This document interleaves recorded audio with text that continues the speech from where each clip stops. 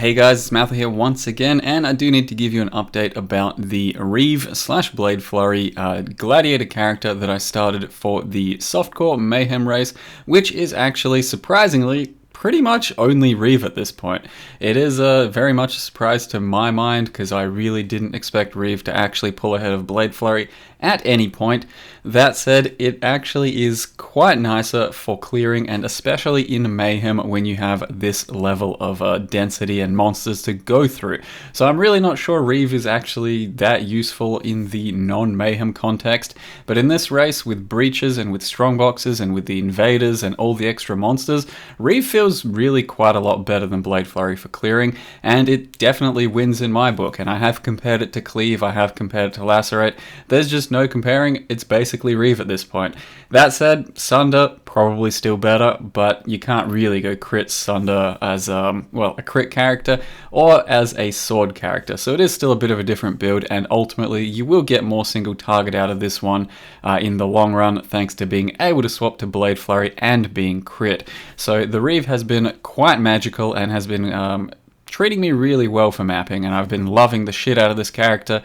Gladiator with all the attack speed, the leap slamming, the fairly decent leech, the block, the huge AoE, and the bleed explosions really make it come together to be a super nice experience.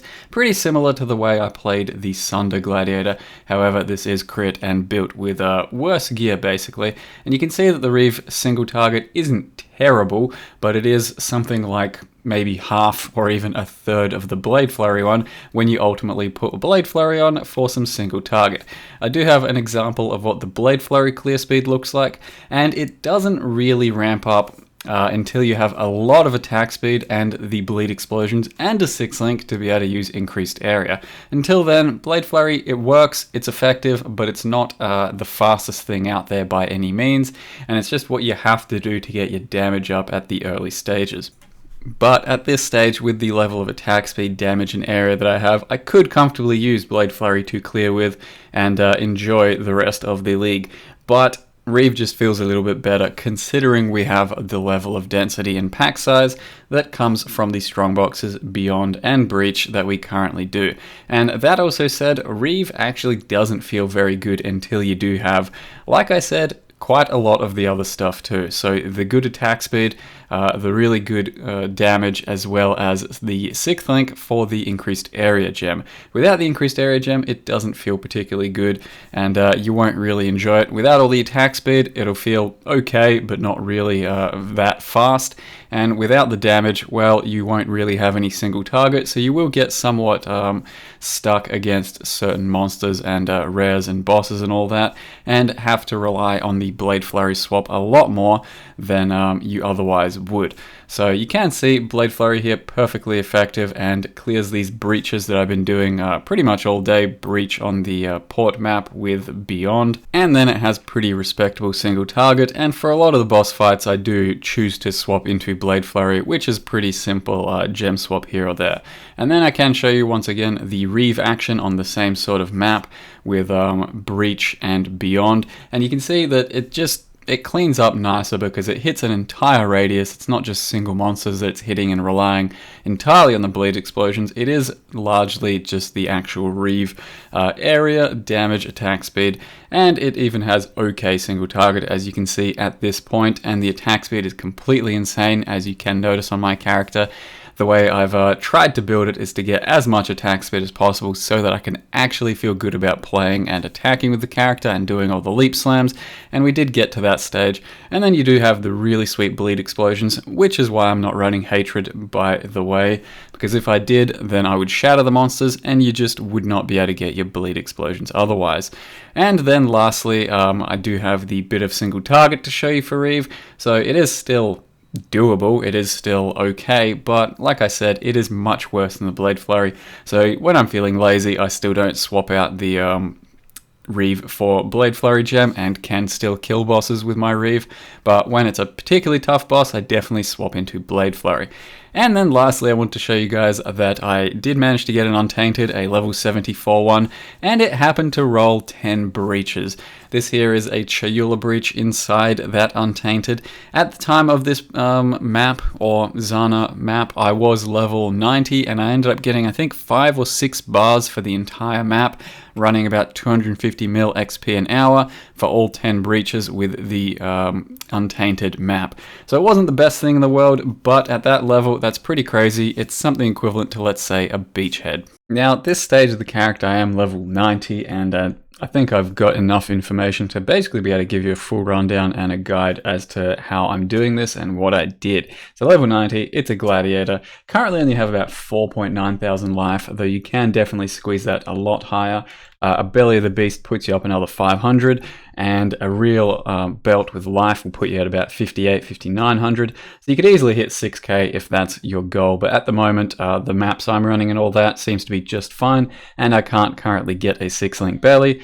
I end up buying a chest for 45C white 6-linked full plate. It's a level 28 base, and then crafted something on that. So it's a pretty cheap and easy 6-link to get going, but ideally I think for this build a Belly of the Beast or an Astral Plate would be where you're heading. Now I did just pretty recently upgrade to this foil, but for the majority of the time I've been playing this character I was running a self-found sword. So it's just a Corsair sword. A bunch of physical damage, only 290, and then it's got a little bit of crit. So it doesn't even need crit. If it's just got 5 base crit, that's fine, because we are currently using the Crit Strikes gem and have a lot of crit from our tree. So even with this crap sword, you get plenty of crit overall. But then when you actually put on a real sword, which is the one I bought for, I think this one was only 50C, so it wasn't too expensive, but it definitely was on the cheaper end for what it should be. It's 320 DPS, got a bit of crit and attack speed, and that boosts us up to 1.2 million Blade Flurry DPS against the old Shaperoonie. So the damage is definitely there, and it's definitely pretty good at this stage, even without the most insane gear. But you know, the more you invest into your sword and the higher crit and attack speed and all that, the better the damage is going to be. But it does start out pretty modestly with some fairly average weapons, so don't panic if you can't get anything serious. But of course, the more attack speed on the weapon, the better it will feel for your reaving and blade flurrying. Without any attack speed, it's still fine, but really try and avoid using slow bases. I used a Scaver for a very long time, and that was fine, but it was just slow and not super enjoyable compared to what it's at right now. And the rest of the gear is pretty damn straightforward. I will link that to you guys. Life, bit of physical damage and resists. You need a lot of int, so I tried to get a bunch of int from my amulet over here, because you do need about 100 to end up hitting increased area and increased crit strikes. So that's a little bit tough on the limited economy we have. Just grab a Star Conjurer for life and crit and attack speed. Gloves, just life, attack speed, a bit of resist, and I did craft Mana Leech on there. So by doing that, you save 1 point, because otherwise you do have to spend a point to grab a life and Mana Leech here. So if you can get Mana Leech here, rings or amulet, then that saves a point. And then I bought some Combs Roots with +1 Frenzy, which are totally fine. You don't really have to have Combs Roots, but it's an easy way to get a lot of life in the build, and I can seem to cap resist a lot elsewhere, and I don't really need all of the gem links anyway, so they're pretty good in this build, especially since we leap slam pretty much everywhere. So Combs Roots, pretty damn amazing for this build. Aside from that, Lion's Roar with Reave feels really good. You're usually just pushing things away and then they can't attack you, so that actually is really nice, especially with the area it has. But for Blade Flurry, it can get somewhat annoying, especially against single target, so be careful with that. Otherwise, Zeri Flask, a silver with Curse Immune, and a diamond with Bleed Immune. And I have been running an Instant Life Flask. It's not a very good one yet, but for the most part, I have to do this because I don't have Valpact, and that really helps me just maintain a bit of extra life every now and again, especially against some tougher, you know, beyond monsters, bosses, or even Reflect. So Valpact would be lovely to get. I really don't feel like I can afford the points, and I don't really feel like I strictly need it at the moment, so I have avoided it. But yeah, you could very easily path to some Valpact and justify it, because it will make you a lot tankier, a lot more survivable, but at this stage I'm just avoiding it, and I've been fine without it. Instant Life Flask, bunch of damage, and some defense is all we have at the moment. Now, as far as the gem setups are concerned, we do have Reave attached to Multi-Strike. Those are probably the two most important in that setup. Chance to bleed I have, which isn't necessarily the best, but it does give a lot of extra bleed chance and some flat fizz. So it's better the worse your weapon is or the faster your weapon is. And I really do like the extra chance to bleed just for the explosions you're going to be doing as a Gladiator. Then got melee physical damage, crit strikes, and my 6th link was increased area, which you sub out for conk effect every now and again whenever you want the single target. And if you want to go Blade Flurry for pure single target or just to clear with, you put in Blade Flurry over your Reave, and you put in Ruthless over your Multi-Strike. Otherwise, the setup is exactly the same, and you have yourself a 6-link Blade Flurry, and then once again, conk effect over the area, and that's your single target setup. So the setup doesn't have to change, the colors are the same, and you can play around with a few other different supports, maybe some Bloodlust or some Mayhem. Bloodlust, of course, you'd have to get the bleed coming from your War Chief totem, so that's not necessarily going to work out a lot of the time, but it's something you can definitely do. And currently I'm really low on crit multi, so some actual crit multi gem isn't very bad for us either. It probably does more than chance to bleed, for example. But you should have a lot more crit multi than this with a really well geared character with the right jewels and all that. At the moment, this is the best I can do, and my crit multi is not very high. And then as far as the other setups go, I'm running a Death's Hand in the offhand, so that gives you power charges when you stun, which, I don't know, does happen at times, but we do have Blasphemy Assassin's Mark for power charges anyway, and for the crit and crit multi, obviously.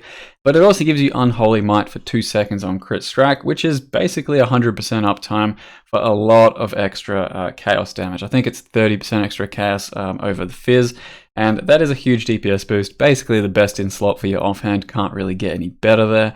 So I do recommend using one of those.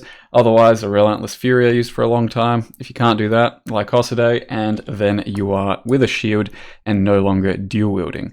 But yeah, that's pretty good and very useful indeed. Otherwise, like I said, I'm running the Blasphemy and then the Herald of Ash, just so that I can still have some bleed explosion happening.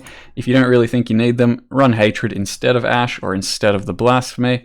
It does give you the Shatters and then has a bit more defense potential, but I just don't like the playstyle as much. And I think the bleed explosions add a bit to your clear. Make sure you run Val Reave if you're going to be reaving, because that means instead of 4 stacks, you can get 8 stacks maximum. Sorry, 8 stacks. It is uncomfortable to keep up at times, but definitely worth it. And you can't really play a Reave build without Val Reave, so make sure you're using that if you do play Reave. And then I'm running a War Chief at the moment, which I have to attach to Mayhem still to get a debuff, but I haven't yet done that. He's just there purely for buffing at the moment and a bit of extra damage by himself. And then lastly, our setup here is Leap Slam, Fortify, Faster Attacks, and Frenzy. Frenzy, you just single target every now and again against bosses to keep up your frenzies. Otherwise, you get your frenzies from this over here and from Blood Rage, which should be up all of the time. The passive tree itself kind of goes a bit everywhere, over to the right, over to the left. Get all the sword nodes over there, get all the sword nodes over there. I do pick up the frenzies. I'm working towards a last jewel socket. I had to take this int node over here, which is a total waste, but you might be able to get around that with better jewelry. And I also have iron reflexes to convert a bit of my evasion into armor. So Belly of the Beast would be nicer there as well. We'll of course link you guys the path of building to play around with. 1.2 million on Blade Flurry against Shaper at this point. I'm nowhere near Shaper on the progression wise, I don't have the maps for it, but I should be able to comfortably take it down with this level of DPS. It's pretty damn solid. If you want to see the Reave damage against Shaper at the moment, it looks something like that. 640, still pretty good, but obviously a lot worse, and Conk Effect Reave does not feel good to play with, so be careful with that. If you actually try it, you will feel very much like a melee character, and that is by no means the goal. So the only real downside at the moment is I don't have that much life on my tree, 4,900. If I get a different belt, if I put on a Belly of the Beast, I think I could hit 6k. Currently, don't think I'm doing that. Eventually though, I'm pretty sure I'm going to drop Belt of the Deceiver for a real belt, and if I can 6-link the Belly, then I'll definitely wear that too. So as I said, I'll link you guys this if you want to play around with it and know exactly what I'm using and what you should be using. By all means, have a look. For now though guys, hope you enjoyed the video, the build, and I'll see you next time. Thank you very much for watching.